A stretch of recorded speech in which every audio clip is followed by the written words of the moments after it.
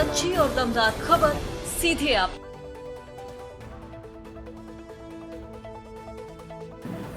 हरियाणा प्रदेश अध्यक्ष एससी मोर्चा एवं पूर्व विधायक पटौदी सत्यप्रकाश जरावता ने गांव इच्छापुरी में डॉक्टर भीमराव अंबेडकर जी की प्रतिमा अनावरण समारोह में शिरकत कर बाबा साहिब को नमन किया।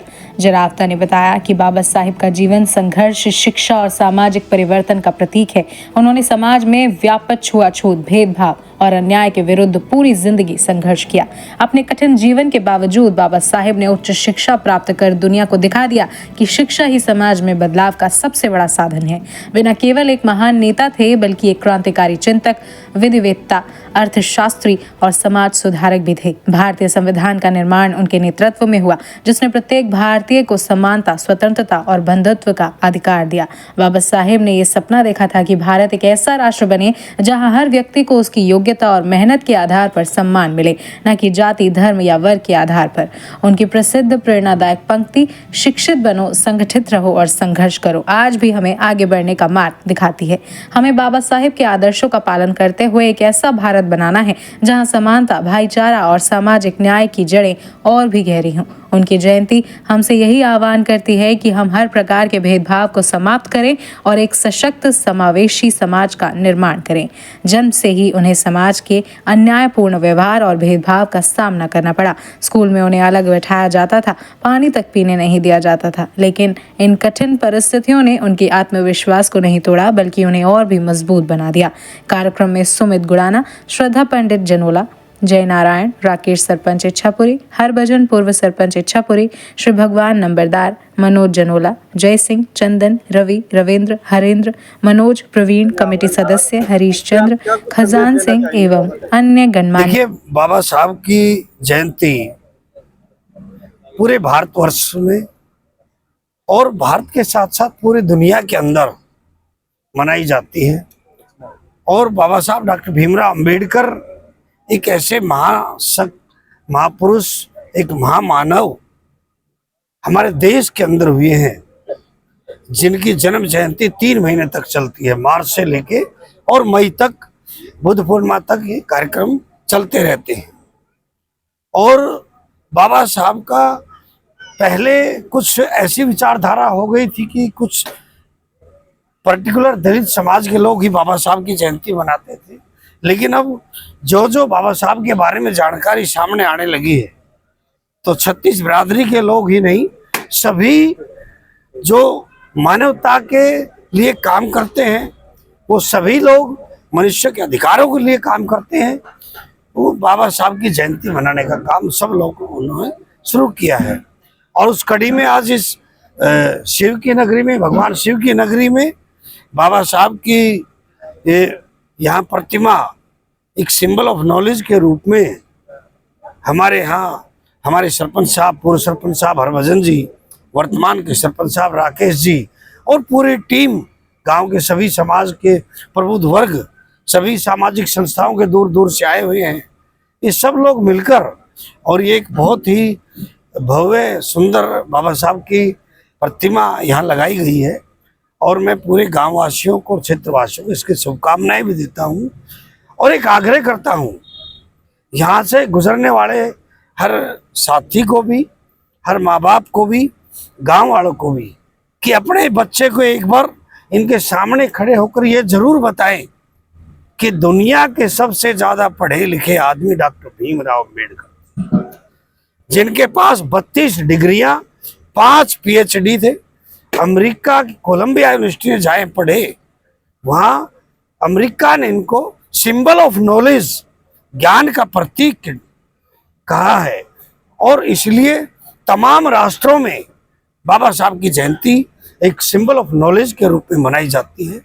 तो हम कोई भी, हमारे यहाँ कोई भी बच्चा हो जो पढ़ने वाला हो, जो समाज में काम करने वाला हो, एक बार जरूर उस बच्चे को सामने खड़े करके बताए कि ये महामानव है, जिन्होंने तमाम विपदाओं के बावजूद, तमाम शोषण, संघर्ष, अन्याय, अत्याचार को बावजूद मानवता के लिए काम किया, दुनिया में सबसे ज्यादा पढ़े लिखे बने, देश के कानून मंत्री बने, लॉ मिनिस्टर बने, रिजर्व बैंक जैसी चीज की स्थापना बाबा साहब के प्रॉब्लम ऑफ रुपीज उसके बेस पर हुई, तो निश्चित तौर पर बाबा साहब जब प्रीवी काउंसिल के अंदर जल की कमेटी के मेंबर थे तो दामोदर वैली भाखड़ा डैम जैसे प्रोजेक्टों को उन्होंने मंजूरी दिलाने का काम किया। उस समय जब वो श्रम मंत्री बने तो 8 घंटे छुट्टियों के दिन, महिला प्रसूति अवकाश, ये सब चीजें बाबा साहब ने दी। बाबा साहब ने महिलाओं के लिए बहुत लड़ाई लड़ी और ये मानते थे कि जब तक मैं उस राष्ट्र को विकसित नहीं मान सकता, जब तक उस समाज की महिलाएं शिक्षित ना हो, उनको अधिकार ना हो, और इसलिए हिंदू कोड बिल बाबा साहब लेके आए। वो समय तत्कालीन प्रधानमंत्री पंडित जवाहरलाल नेहरू ने उनको पेश नहीं करने दिया गया और नाराज होकर उन्होंने इस्तीफा भी दिया। बाबा साहब ने बहुत सारे अन्याय अत्याचार से 78,000 वोट भी उनकी कैंसिल हुई।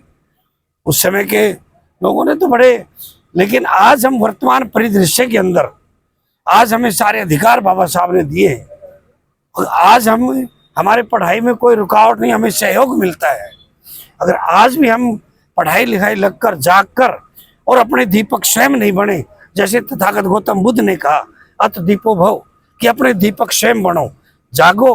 कबीर साहब ने कहा कि जागो जागो, अपने दीपक स्वयं बनो और इस ज्ञान के मार्ग पर चलो, पूरी मानवता के लिए काम करो। यही संदेश बाबा साहब की प्रतिमा से पूरे भारत के लिए, और कई बार समाज में कुछ लोग कटुता करते, उनके लिए भी बाबा साहब ने एक बड़ा संदेश दिया। जब भारत का संविधान लिखने लगे बाबा साहब, तो कोई एक शब्द भी देश के प्रधानमंत्री नरेंद्र मोदी जी ने भी कहा कि बाबा साहब ने कितना अन्याय अत्याचार तथाकथित सवर्ण जातियों के द्वारा सहा, लेकिन जब भारत का संविधान लिखा तो एक लेस मात्र भी कहीं बदले की भावना या उनके प्रति कहीं विपरीत मानसिकता बाबा साहब की उसमें नजर नहीं आई। सबको एक समान अधिकार देकर और एक साथ अधिकार दिए, एक साथ सबके साथ न्याय करने का काम बाबा साहब डॉक्टर भीमराव अम्बेडकर।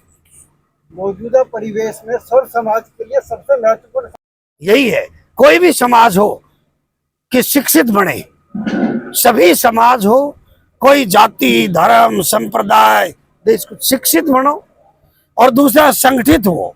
अगर देश संगठित होता तो हजारों साल तक गुलाम नहीं होता। हम जाति पाति के भेद पर रहे, तो बाबा साहब ने संदेश दिया कि सभी लोग परिवार में संगठित हो, समाज में संगठित हो और देश के अंदर संगठित हो। जैसे वर्तमान में आप देखें कि पाकिस्तान ने जो दुस्साहस किया और जो कर रहे हैं आतंकवादी के मार्फत, उस समय पूरा देश आज एक है। नरेंद्र मोदी जी के नेतृत्व में सबने अधिकार दिए हैं कि भाई आप, और इसलिए पूरे भारतवासी आज एक साथ खड़े, ये संगठित है पूरा देश। संघर्ष करें, अगर हमारे अधिकारों का कहीं हनन होता है तो उसके लिए भी हम कानून के दायरे में संघर्ष करें। और जीवन को आगे बढ़ाने के लिए हमें अगर दिनचर्या में स्ट्रगल करके अपनी पढ़ाई लिखाई में, मेहनत में, कंपटीशन में भी हमें संघर्ष करेंगे। संघर्ष युद्ध नहीं होता है, संघर्ष का तात्पर्य है कि आप तैयारी करें, आप कोचिंग की तैयारी करें, आप अपने जीवन यापन की तैयारी करें, पूरा जीवन ही संघर्ष है। तो इसलिए बाबा साहब के 3 संदेश वो खाली दलित समाज के लिए नहीं है, वो संपूर्ण मानवता के लिए। वीडियो को लाइक करें, शेयर करें और चैनल को सब्सक्राइब करें। खबरों के नोटिफिकेशन के लिए बेल आइकन दबाना न भूलें।